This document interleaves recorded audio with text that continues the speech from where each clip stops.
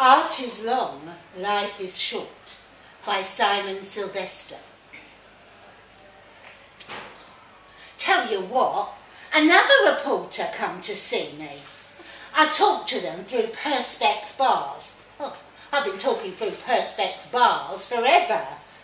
She's writing a piece about installation art, no less.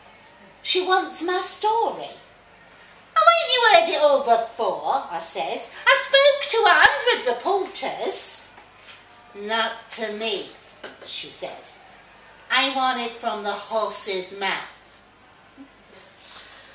Well, what else is there to do? I ain't going anywhere, thanks to that sodding contract.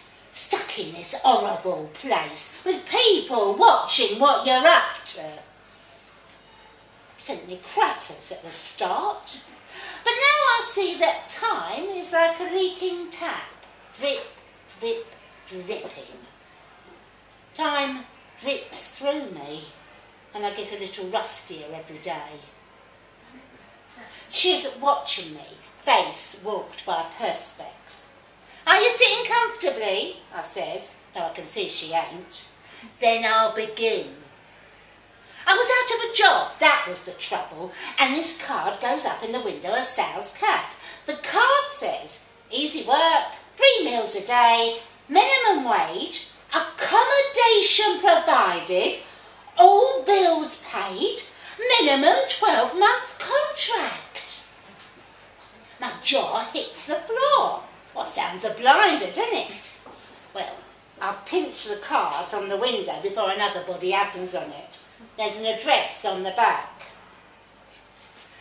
I turn up to a right posh house, and there's 3 or 4 people like me down on their luck, all kicking about a waiting room. No one talks. One at a time they get summoned into a room, and one at a time they troop out, looking glum. Then it's my turn. It's a grand room. There's a big old desk, and behind it sits a bloke scribbling things. Bald head, thick glasses, you know the sort. He sees me, and he stops scribbling.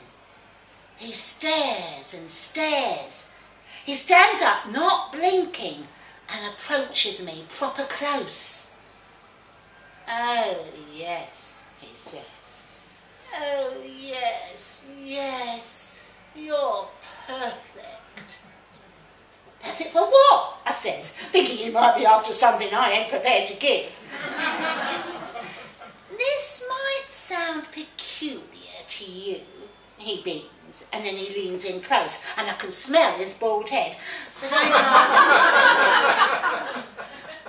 I rather think I want to turn you into art.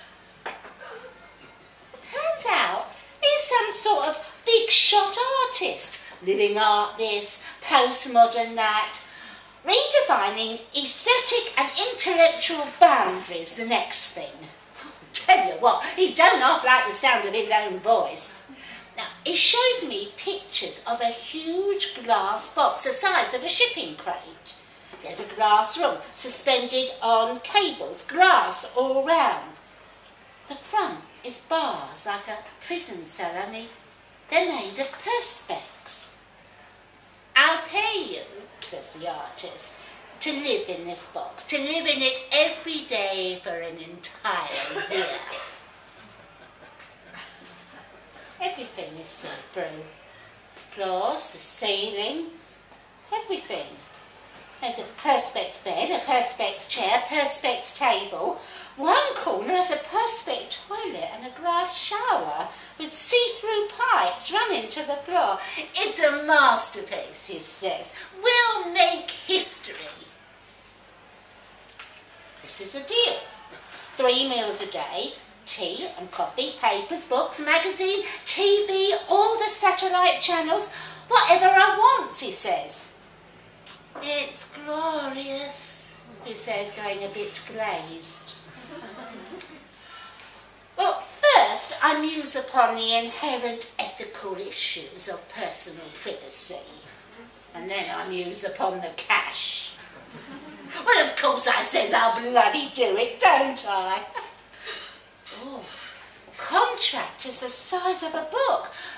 I sign where he tells me, here, and here, and here, and here. Keep the pen, he says. I had them specially made. The pen is made of perspex. There's a proper big party on the preview night. The artist drapes a sheet across the whole box so I can't see out. But there's that many people talking, all I can hear is a roar. The hubbub dies down so the great artist can talk about his achievement. Then the curtain gets pulled away from the box with a whoosh, and hundreds of faces stare up at me silent. And then the chatter starts up even louder. There's applause growing in waves and photographers going ballistic. All these cameras going flash, flash, flash, flash, flash. The great artist takes a bow.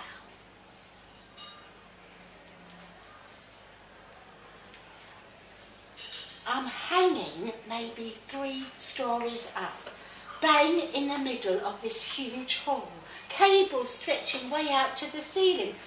Everything smells new. They had to lift me in with a cherry picker. To start off, I stick to the corners, thinking the whole thing is about to fall apart around me. Then I start taking little steps towards the centre, the box swaying underfoot. Weird feeling, having glass below me, glass above, just hanging there, stuck between 2 places and feeling like I'm sure to fall.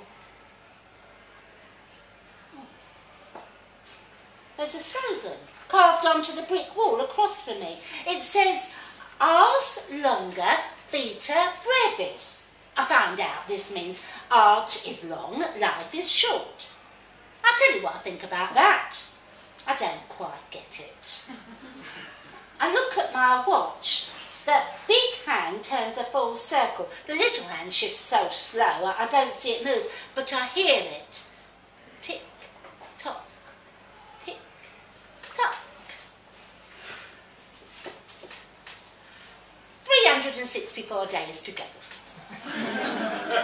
Well, it actually weren't all that bad. They brung food on the cherry picker 3 times a day. I watched a lot of telly.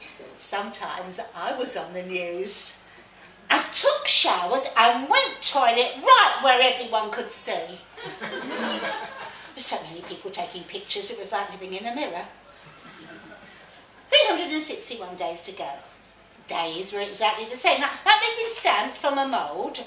Journalists come from all across the world to stand on the cherry picker and interview me.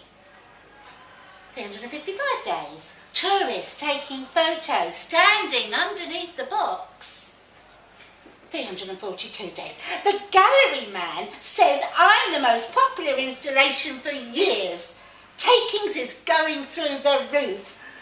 I think about my paycheck. 331 days to go. I notice that if you take in a sketch pad, you can stay all day for free and nobody stops you. 328 days. Through the glass, all the colours look the same. 311 days. I walk in circles, pacing exactly 60 steps around my box. 300 days. Oh, well, there's always cameras, always tourists, always students doing charcoal pictures in their sketchbooks. I nod hello to the ones that I recognise.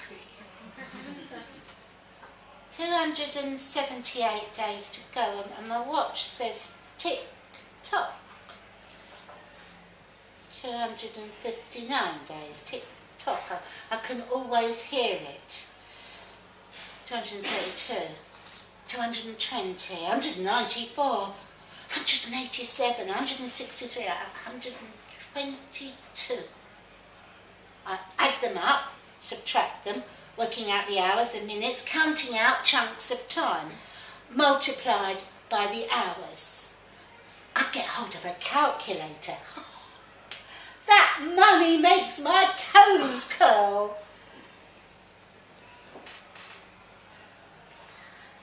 99 days, working out what to do with my paycheck at the end of it. 89 days, tell you what, I'll get drunk. 76 days, I'll get my teeth done. 72 days, I'll go for a long, long walk. 67 days, I dream about that walk. 63 days, I dream about crooked paving slabs underfoot. 51 days, and trees. I dream about trees. 34 days, I dream about the Thames through Greenwich, flowing from the Cutty Sark down to the Dome, 100-year-old clay pipe stems on the beach, the meat smell from the brewery. 21 days, 3 weeks to go. I dream about sitting in a park, sun on my face. 20 days, I dream about going back to Sal's Caf, spinning coppers on the tabletops. 15 days, I dream about shiny glasses that are so shiny they're see-through. 13 days, I dream. I just dream. There's a week to go. 1 week, a year down, and only a week to go. There's more journalists than ever, up and down on the cherry picker, chatting to me through the Perspex bars. I don't mind. Makes the time fly, don't it? And then, sudden like, the time has flown. 1 day to go. Then it happens. The great artist comes back to see me, first time in a year. It's after hours, the place all hushed and dark. Over the glass floor of my box, I see him on the cherry picker, slowly rising upwards, the whine of it growing louder, more frayed at the edges. Perfect, he says. Perfect. How are you? Itching to get out, I says. Can't wait. Yes, he says. Well, there might be something of a problem with that. For a moment I see everything in perspex. You what? You've been wonderful, he says, smiling white and wide. You really have. Gallery is delighted. You've broken records. Everyone wants a piece of you, and the thing is, you've been sold to Barcelona.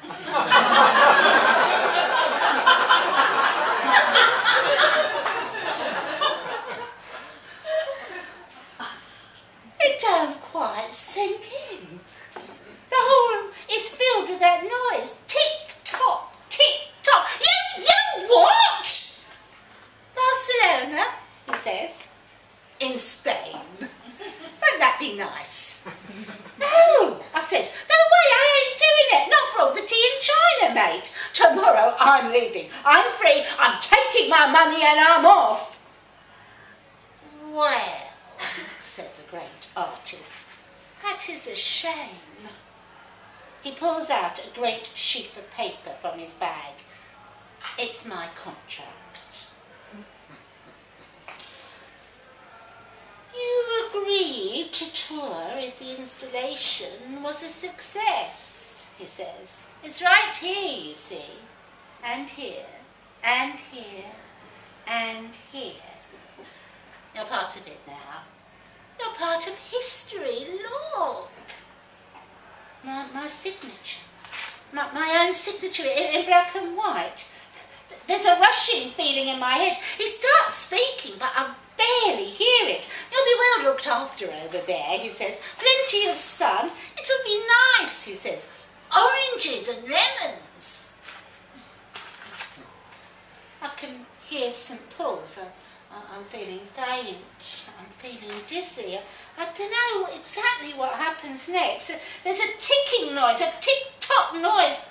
Tick-tock. One day to go, I look at my hands. They're holding onto the perspex bars, clenched white around the knuckles. The artist smiles at me. His teeth gleam in the dark. I said I'd make you famous, he says. Tick-tock. I reach through the bars and I push him off the cherry picker. Push him right off. It happens in slow motion. And it takes forever, and it takes a split second. My contract spills everywhere, hundreds and hundreds of pages seesawing to the floor, 3 stories down. The artist makes a pretty pattern on the ground. I got all night to look at him, to watch him through the glass. Tell you what, feels like the first splash of colour I've seen in a year. And down there, he grins at me, a perspex pen glinting in his hand. The reporter's dictaphone stops whizzing, battery's dead. It's all dead. What happened then? She whispers. I shrug. Oh, you know the story, I says. It was all on CCTV. The judge don't have any choice. The reporter looks around her. Well, it's better than prison, she says. I look right back at her. What's the difference, I says. I'm still in the perspex box.